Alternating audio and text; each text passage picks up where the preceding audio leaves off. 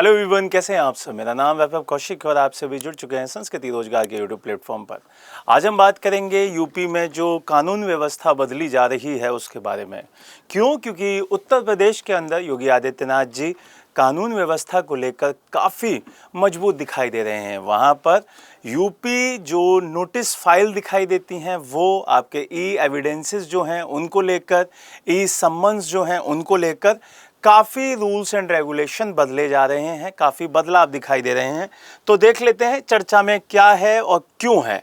तो यहाँ पर ये सारी की सारी चीज़ें आपको ध्यान रखनी है कि उत्तर प्रदेश सरकार ने एक नए आपराधिक कानूनों के तहत जो ई एविडेंसेस हैं, जिसे हम डिजिटल साक्ष्य कहते हैं, उनको और उसके साथ साथ जो ई सम्मन्स हैं, इलेक्ट्रॉनिक जो सम्मन्स हैं, उनके लिए नियम बना दिए हैं। अब पुलिस जांच पड़ताल करके अदालतों की जो कार्रवाई है और जो सम्मन भेजने जैसी प्रक्रियाएं हैं उनको डिजिटली रूप से संचालित करेगी। अब ये कदम क्यों लिए गए हैं वो भी समझेंगे, लेकिन उससे पहले ये जो कदम लिए गए हैं उसमें आपराधिक कानूनों को किस किस को सम्मिलित किया है। तो भारतीय न्याय संहिता, भारतीय नागरिक सुरक्षा संहिता जिसे हम लोग BNSS कहते हैं, और भारतीय साक्ष्य अधिनियम इसको रखा गया है। इसके साथ साथ आपको ये ध्यान रखना है कि उत्तर प्रदेश के नए डिजिटल न्याय नियम 2026 जो हैं वो क्या क्या हैं उन पे भी बात कर लेते हैं।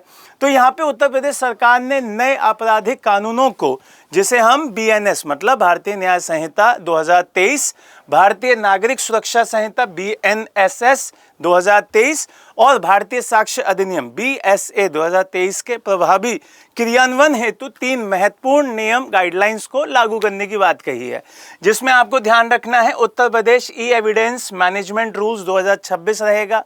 दूसरा आपका उत्तर प्रदेश इलेक्ट्रॉनिक्स प्रोसेस, जो कि आपका इंश्योरेंस हुआ, सर्विस हुआ, एग्जीक्यूशन हुआ, उसके रूल्स का 2026। उत्तर प्रदेश का कम्युनिटी सर्विस गाइडलाइंस 2026, इन तीनों को भी यहाँ पर जोड़ने की बात कर दी है। अब इनका उद्देश्य क्या है? इनका उद्देश्य है न्याय प्रणाली, जो आपका न्याय प्रणाली है उसको बढ़िया से मजबूत करना, पारदर्शी करना, तेज करना। अब देखो ई एविडेंस क्या होते हैं वो समझ लो।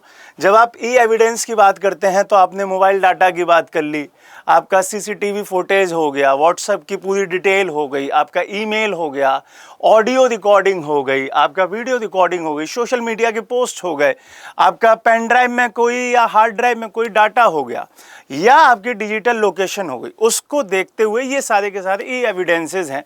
तो ऐसे डिजिटल साक्ष्य जिन्हें अदालत में कानूनी प्रमाण के रूप में प्रस्तुत किया जा सके, तो इसमें क्या क्या शामिल है वो मैंने बता दिए हैं। अब इसका मुख्य प्रावधान क्या है? इसका मुख्य प्रावधान है गाइस कि जो डिजिटल साक्ष्य के वैज्ञानिक संग्रहण की बात करते हैं। अब पुलिस को डिजिटल साक्ष्य लेते समय जो हाश वैल्यू है वो, मेटा डाटा है वो, चेन ऑफ जो कस्टडी है वो, उन सारी तकनीकों के मानकों को पालन करना होगा, और इससे सबूत से अगर कोई छेड़खानी हुई है तो उसको भी देखना होगा। क्लियर है? तो यहाँ पे कुछ ऐप का भी हमें जिक्र दिखाई देता है, जैसे ई साक्ष्य ऐप। तो ये भी आपको देखना होगा। डिजिटल साक्ष्य को सीधे के सीधे CCTNS उसके माध्यम से भी चेकआउट करना पड़ेगा, और CICJS के हिसाब से भी उसे चेकआउट करना पड़ेगा। अब यहाँ पे अदालत में जो आपके इलेक्ट्रॉनिक साक्ष्य की मान्यता है उसको भी आपको समझना होगा कि अदालतों में इलेक्ट्रॉनिक रिकॉर्डिंग की प्रस्तुति अधिक व्यवस्थित होगी, जिससे कि ट्रायल और तेज हो पाएंगे।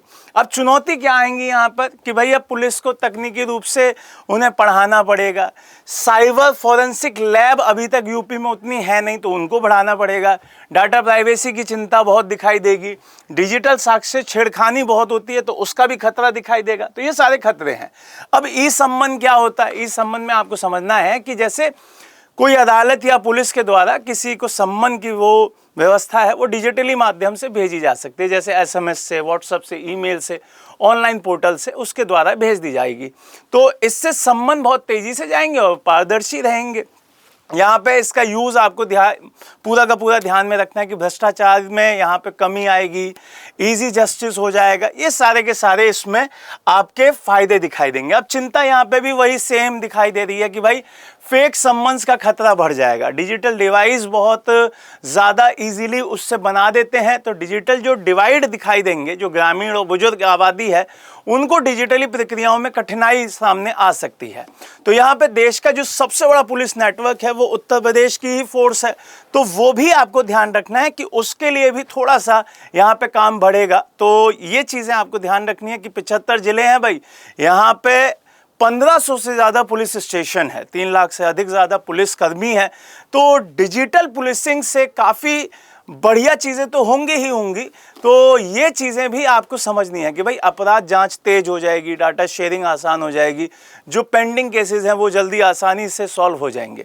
तो इसके लाभ आप समझ गए होंगे कि सम्मन जल्दी से पहुंचेंगे, जांच तेज होगी और जो पेंडिंग आपके केसेस हैं वो यहाँ पर इजीली खत्म हो जाएंगे। तो ये सारी चीज़ें जो निकल रही हैं वो इसीलिए निकल रही हैं क्योंकि उत्तर प्रदेश में सरकार चाहती है कि भाई सारी की सारी व्यवस्था ईजी हो, जल्दी हो और पारदर्शी हो। तो अब यहाँ पे आपको कमेंट बॉक्स में आंसर देना है कि भाई ई सम्मन्स निम्न में से किस माध्यम से भेजा जा सकता है। एसएमएस के माध्यम से, ईमेल के माध्यम से, व्हाट्सएप के माध्यम से सही विकल्प का चुनाव करना है और उत्तर भेजना है। ये जो पूरा का पूरा कमेंट बॉक्स है वहाँ पर। क्लियर है? नए टॉपिक के साथ दोबारा मिलेंगे, तब तक के लिए मुस्कुराते रहिए, नई नई चीज़ें सीखते रहिए, सुरक्षित रहिए। जय हिंद, जय भारत।